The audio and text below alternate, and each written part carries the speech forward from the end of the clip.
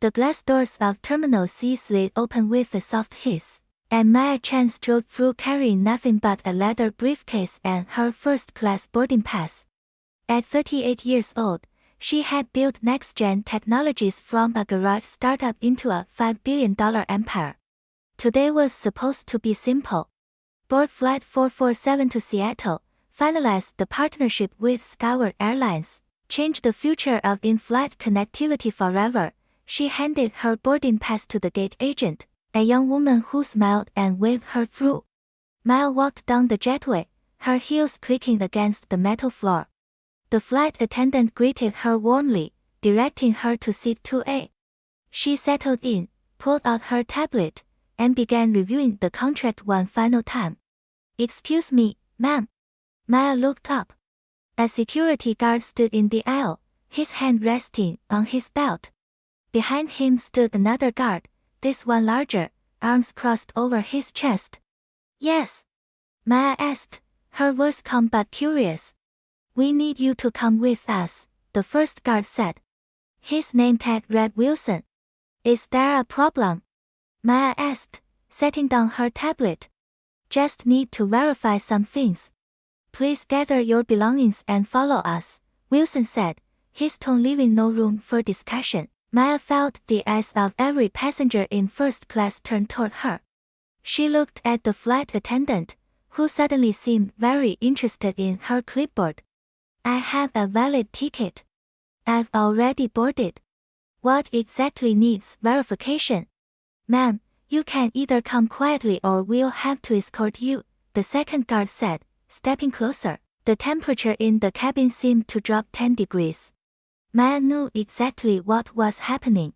She had built a billion-dollar company, sat on 3 corporate boards, been featured on the cover of Tech Vision magazine twice. But right now, in this moment, none of that mattered. All they saw was a black woman in first class who, in their minds, did not belong. "I'm not going anywhere," Maya said, her voice steady. "I have every right to be on this flight." Wilson reached for her arm. "Don't make this difficult." "Get your hand off me," Maya said, pulling back. "I'm the CEO of Next Gen Technologies. I'm on this flight for a business meeting. Check your records." But Wilson was not listening. He grabbed her briefcase while the second guard took her arm, pulling her from her seat. Passengers gasped but nobody moved. Nobody spoke up. Nobody pulled out their phones. They just watched as 2 security guards dragged a black woman off a plane like she was a criminal. Maya's heart pounded but she kept her composure. "This is illegal. You're making a massive mistake. Save it for the station," the second guard muttered. They marched her back up the jetway, through the terminal, past hundreds of travelers who stopped and stared. Maya held her head high even as humiliation burned in her chest. They took her to a small security office, sat her in a metal chair, and began asking questions. "What's your real name? Where did you get that ticket? Who are you traveling with?" Maya said nothing. She pulled out her phone and dialed. 45 minutes later, her attorney Marcus Bell burst through the door like a hurricane in a $3,000 suit. "Do not say another word, Maya." He turned to the guards, his eyes blazing. "Which one of you geniuses wants to explain why you just physically removed the CEO of a $5 billion company from a plane?" Wilson's face went pale. "We were told there was a suspicious passenger in first class." "Suspicious?" Marcus repeated, his voice dripping with contempt. "Let me guess. Suspicious because she's black and sitting in first class. Do you have any idea what you just done?" The door opened again. This time a man in an expensive suit rushed in, his face flushed and panicked. His badge identified him as James Rothman, Senior Vice President of Skyward Airlines. "Miss Chen, I cannot begin to apologize," Rothman stammered, his hands shaking. "This is a horrific misunderstanding. Please, if we could just talk." Maya stood slowly, her eyes cold as winter steel. "A misunderstanding? Your security guards physically removed me from a plane. They humiliated me in front of hundreds of people. They treated me like a criminal. And for what? Because someone decided I looked suspicious. Rothman's face crumbled. We have protocols, but this should never have happened. Please, we have the partnership meeting scheduled for tomorrow. $5 billion in contracts. 10 years of collaboration. We can fix this. Maya picked up her briefcase, brushed off her jacket, and looked Rothman directly in the eye. No, Mr. Rothman. We cannot fix this. What we can do is cancel every single agreement between next-gen technologies and Skyward Airlines, effective immediately. Wait, please, Rothman begged. Think about what you're saying. $5 billion. Thousands of jobs. This affects more than just us. You should have thought about that before your people put their hands on me, Maya said, her voice like cut glass. Marcus, call the office. I want every contract with Skyward terminated within the hour. I also want our PR team to prepare a statement. Maya, be reasonable, Rothman pleaded, his voice cracking. One mistake cannot destroy everything we've built. Maya stopped at the door and turned back. One mistake? Mr. Rothman, this is not one mistake. This is a pattern. This is a culture. This is what happens when a company values policies over people, when it trains employees to see threats instead of customers. You want to know what's reasonable. What's reasonable is expecting to board a plane without being assaulted. That's the baseline. You couldn't even manage that. She walked out, Marcus following close behind. As they moved through the terminal, Maya's phone began buzzing non-stop. Her assistant, her board members, investors, all sensing something major had happened. By the time Maya reached her car, the news had already broken. A passenger from the flight, guilt finally overcoming their silence, had posted a video on social media. It showed everything. The guards grabbing her. Her calm resistance. The faces of passengers doing nothing. Within 2 hours, the video had 10 million views. Within 4 hours, Skyward Airlines stock had dropped 18%. Within 6 hours, the hashtag Justice for Maya was trending worldwide.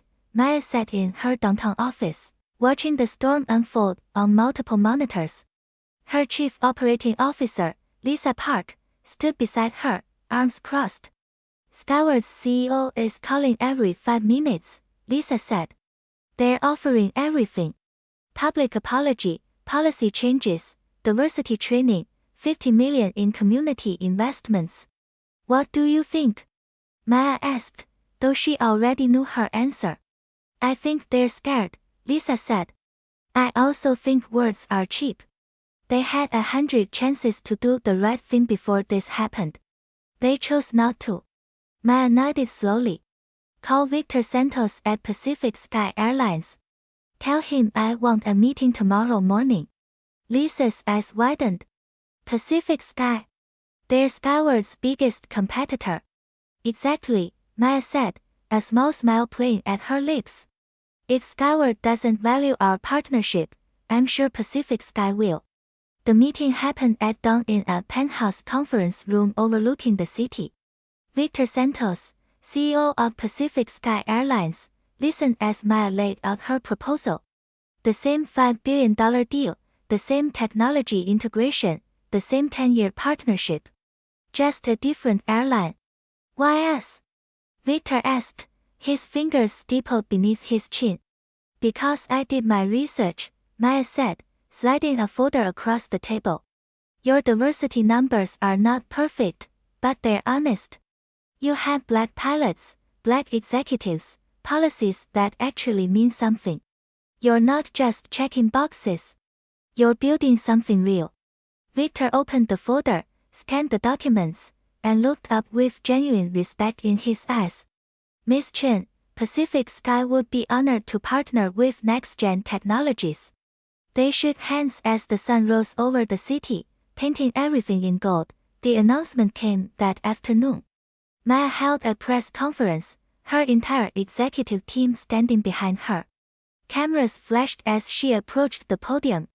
Yesterday, I was removed from Skyward Airlines Flight 447 for the crime of being a successful black woman in first class, Maya began, her voice clear and strong. Today, I'm announcing that NextGen Technologies has entered into a $5 billion partnership with Pacific Sky Airlines. We believe in working with companies that see people, not stereotypes. Companies that value dignity, respect, and justice. She paused, letting the words sink in.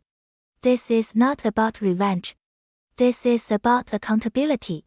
Change happens when there are real consequences for discrimination. Skyward Airlines had a choice, and they chose poorly. Other companies watching this unfold also have a choice. Choose wisely. The questions came rapid fire, but Maya answered each one with grace and precision. By the end of the conference, the message was clear. Business as usual was over. A new standard had been set. 6 months later, Maya boarded a Pacific Sky flight to Seattle, first class, seat 2A. The flight attendant greeted her by name, a genuine smile on her face.